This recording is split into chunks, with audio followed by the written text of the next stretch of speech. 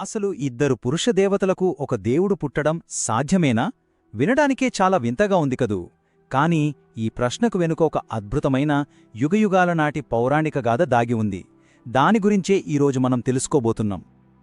ఆ ప్రశ్నకు సమాధానం ఎక్కడుందంటే అది మనల్ని నేరుగా అయ్యప్పస్వామివారి పుట్టుక వెనుక ఉన్న పౌరాణిక చరిత్రలోకి తీసుకెళ్తుంది. ఈ కథ ఎలా సాగుతుందంటే, ముందుగా ఒక ప్రాచీన శాపం దగ్గర మొదలుపెడదాం.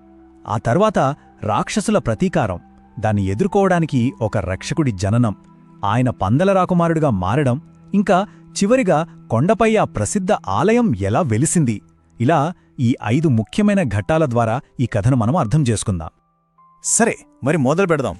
ఈ మొత్తం కథకి మూలం ఎక్కడుందంటే, ఇద్దరు దివ్యశక్తుల మధ్య జరిగిన ఒక చిన్న గొడవలో ఉంది.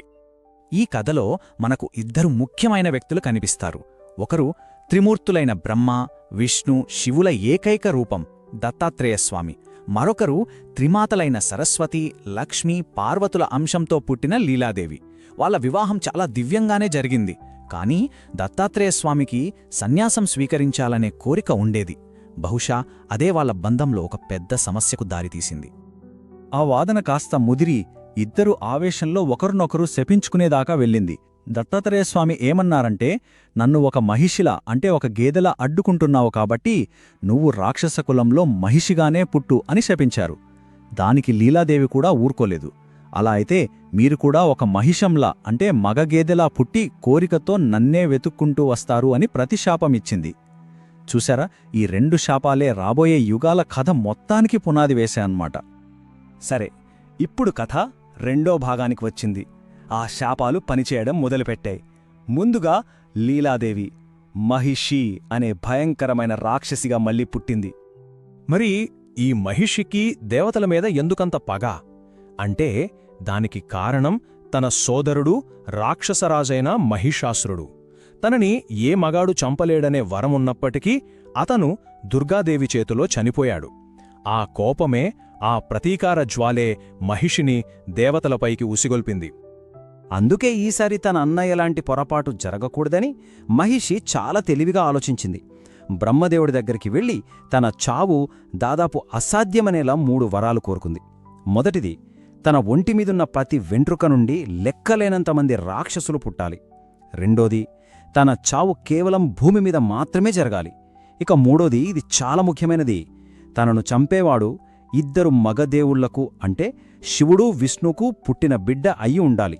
ఇంకేముంది, ఇది అసాధ్యమనే కదా తన ధీమా. మరి ఇంతటి అసాధ్యమైన వరానికి దేవతల దగ్గరేదనా సమాధానముందా? ఆ అసాధ్యాన్ని వాళ్ళు ఎలా సుసాధ్యం చేశారో చూద్దామా? ఆ ప్రవచనాన్ని నిజం చేయడానికి, ఆ అసాధ్యాన్ని సుసాధ్యం చేయడానికి సాక్షాత్తు శ్రీ మహావిష్ణువు జగన్మోహిని అనే అద్భుతమైన అప్సరస్ రూపాన్ని ధరించాడు. ఆ మోహిని సౌందర్యం గురించి ఏం చెప్పాలి? సాక్షాత్తు ఆ విశ్వాన్నే మంత్రముగ్ధుల్ని చేయగల ఆ రూపాన్ని చూసి లయకారుడైన ఆ శివుడే పరవశించిపోయాడు. ఇది కేవలం యాదృచ్ఛికంగా జరిగింది కాదు, ఇదొక గొప్ప దివ్య ప్రణాళికలో చాలా కీలకమైన ఘట్టమనమాట. ఆ ఇద్దరి దివ్య కలయిక నుండే ఒక రక్షకుడు జన్మించాడు. ఆయనే హరిహర పుత్రుడు. పేరులోనే ఉంది కదా, హరి అంటే విష్ణువు, హరుడు అంటే శివుడు. వారిద్దరి కుమారుడు.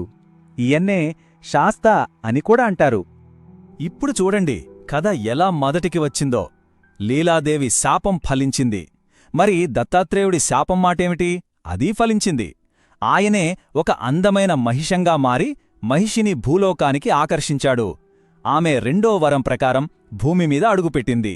ఇక అంతే, హరిహరపుత్రుడు తన అవతార లక్ష్యాన్ని పూర్తిచేశాడు, మహిషిని సంహరించాడు. సరే, ఇప్పటిదాకా దేవలోకంలో జరిగిన కథ చూశాం.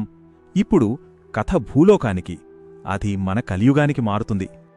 ఒక్కసారి ఈ టైంలైన్ చూస్తే మనకొక క్లారిటీ వస్తుంది. చాలా ఏళ్ల క్రితం ప్రాచీన యుగంలో దత్తాత్రేయుడు, లీలాదేవి ఒకరినొకరు శపించుకున్నారు. ఆ తరువాత త్రేతా, ద్వాపర యుగంలో హరిహరపుత్రుడి చేతిలో మహిషి చనిపోయింది. ఇక ఇప్పుడు కలియుగంలో మరో శాపం కారణంగా ఆ హరిహరపుత్రుడే భూమిమీద మణికంఠుడుగా జన్మించాల్సి వచ్చింది. ఇక్కడి నుంచే అస్సలు కథ మొదలవుతుంది. కేరళలోని పందళరాజుకి పిల్లలు లేరు. ఆయనకు అడవిలో ఒక పసిబిడ్డ దొరికాడు. ఆ బిడ్డ మెడలో ఒక మణి ఉండటంతో మణికంఠుడు అని పేరు పెట్టారు. అంతా బానే ఉంది అనుకునే లోపే రాణికి సొంత కొడుకు పుట్టాడు. అప్పుడు రాణి, మంత్రి కలిసి మణికంఠుడిని ఎలాగైనా వదిలించుకోవాలని ఒక కుట్ర పన్నారు. ఒక అసాధ్యమైన పనిమీద అడవికి పంపించారు. అదేంటంటే పాలిచ్చే పులిపాలు తీసుకురమ్మని. వినడానికే భయంగా ఉంది కదా. సరిగ్గా ఈ సంఘటనతోనే మణికంఠుడు ఎవరో ప్రపంచానికి తెలిసింది. ఆ తర్వాత ప్రసిద్ధ శబరిమల ఆలయం ఎలా వెలసిందో చూద్దాం. అందరూ మణికంఠుడు చనిపోయాడు అనుకున్నారు. కాని అందర్నీ ఆశ్చర్యంలో ముంచెత్తుతూ మణికంఠుడు తిరిగి వచ్చాడు. అది ఎలా? ఒంటరిగా కాదు, ఒక పులిమీద స్వారీ చేస్తూ వెనుక ఒక పులుల సైన్యంతో. వాళ్ళంతా షాకయ్యారు. ఎందుకంటే ఆ వచ్చింది కేవలం జంతువులు కాదు, సాక్షాత్తు దేవేంద్రుడే పులి రూపంలో మణికంఠుడికి వాహనంగా వచ్చాడు. తన అసలు రూపం తెలిశాక మణికంఠుడు తన కుటుంబాన్ని క్షమించాడు. ఇక తన భూలోక కర్తవ్యం పూర్తయిందని చెప్పాడు. ఒక బాణాన్ని తీసి సంధించి ఆ బాణం ఎక్కడ పడితే అక్కడే తనకు ఆలయం కట్టమని చెప్పాడు. ఆ బాణం నేరుగా శబరికొండ మీదకు వెళ్ళి పడింది. ఆ ఆలయం వెలవడమే కాదు, దానితో పాటే ఒక గొప్ప సంప్రదాయం కూడా మొదలైంది. అదే ఈ రోజుకి కోట్లాది మంది భక్తులు పాటిస్తున్న 41 రోజుల మండల దీక్ష.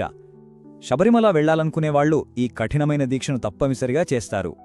ఇక ఆ ఆలయంలో గర్భగుడికి వెళ్లే దారిలో 18 పవిత్రమైన మెట్లుంటాయి. వాటిని 18 అంటారు. వీటిని స్వయంగా పరశురాముడే ప్రతిష్ఠించారని నమ్ముతారు. ఈ 18 మెట్లు కేవలం మెట్లు మాత్రమే కాదు, అవి అయ్యప్ప స్వామివారి 18 దివ్య ఆయుధాలకు ప్రతీకలని కూడా అంటారు.